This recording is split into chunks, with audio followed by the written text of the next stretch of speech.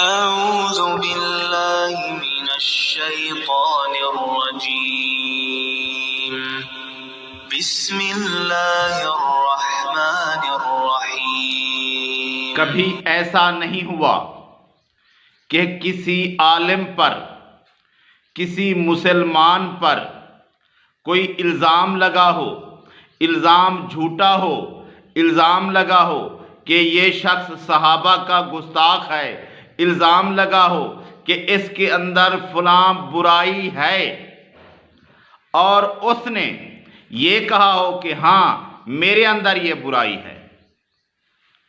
وہ یہی کہتا ہے کہ نہیں، یہ مجھ پر جھوٹا الزام لگایا گیا ہے، اور وہ یہ کہتا ہے کہ اگر مجھ سے کوئی غلطی ہوئی ہے تو میں اس سے رجوع کرتا ہوں، اور اگر مجھ سے کوئی ایسی بات ہوئی ہے جس سے شبہ ہوتا ہے کہ اس سے صحابہ کی گستاخی ہوتی ہے تو میں وہ الفاظ واپس لیتا ہوں، میں اللہ تعالیٰ سے توبہ کرتا ہوں۔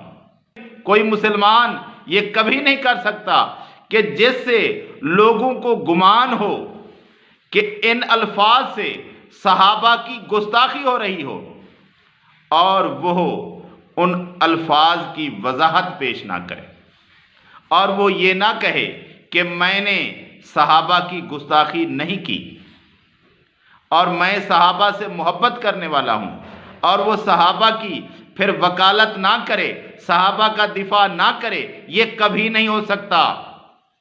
اور یہ یاسین پادری جس نے اپنے بیان کے اندر نازیبا گفتگو کی صحابہ کے بارے میں، اور خاص طور پر عثمان بن عفان رضی اللہ تعالیٰ عنہ کے بارے میں، اور پھر کہتا ہے کہ میں نے نہیں کی۔ اچھا بھی تم نے نہیں کی تو پھر تم بیان دو وضاحت سے کہ میں صحابہ سے محبت کرنے والا ہوں، میں عثمان رضی اللہ تعالیٰ عنہ سے محبت کرنے والا ہوں، اور ان کے حق میں بیان کرو۔ نہیں، تم نے کیا کیا؟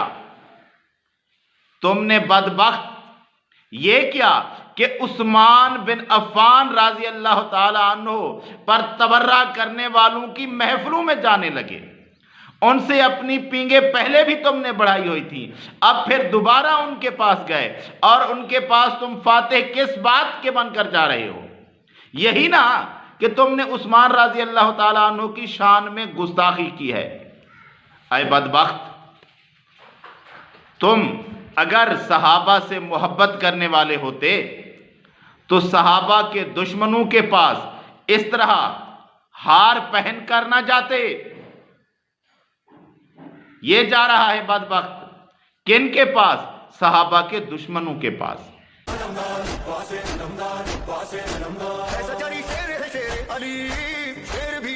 گھرتے ہیں جی، اس کو ضرورت نہیں تلوار کی، غازی کی کافی ہے نظر ایک ہی، آنکھوں سے رکا نہیں، فوجوں سے دبا نہیں، آنکھوں سے رکا نہیں، فوجوں سے دبا نہیں، نام ہے عباس خبردار، علمدار واسے علمدار واسے علمدار واسے علمدار۔ یہ کن کی محفل میں جا رہا ہے؟ کیا یہ مسلمانوں کی محفل ہے؟ یہ تو رافضیوں کی محفل ہے۔ اگر یہ مسلمان تھا تو ایسے موقع پر یہ رافضیوں کی محفل میں کیوں گیا؟ جب اس پر الزام بھی رافضیت کا ہے، جب اس نے بات بھی صحابہ کے خلاف کی ہے، اور پھر ہار پہن کر رافضیوں کی محفل میں جا رہا ہے، تو پھر اس کو رافضی نہ کہیں تو اور کیا کہیں؟ یہ رافضی نہیں ہے تو اور کون ہے؟ یہ دشمن صحابہ نہیں ہے تو پھر اور کون ہے؟ یہ بدبخت تو کون ہے یہ لوگ؟ یہ رافضی جو برملا صحابہ کو برا بھلا کہتے ہیں۔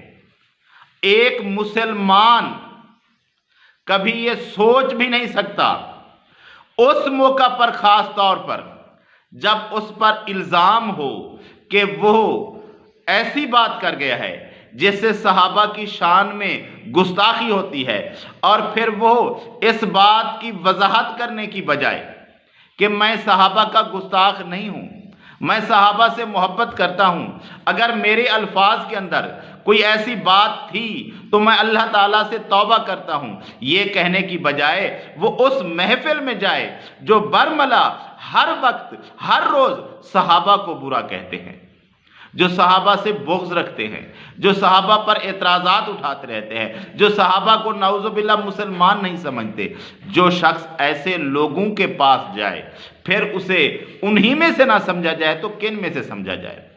اور پورے پاکستان کے اندر کسی ایک مسلمان نے یہ نہیں کہا کہ یہ شخص صحیح راہ پر جا رہا ہے، کسی ایک مسلمان نے اس شخص کو قبول نہیں کیا، تو پھر یہ کون ہے؟ یہ رافضی ہے۔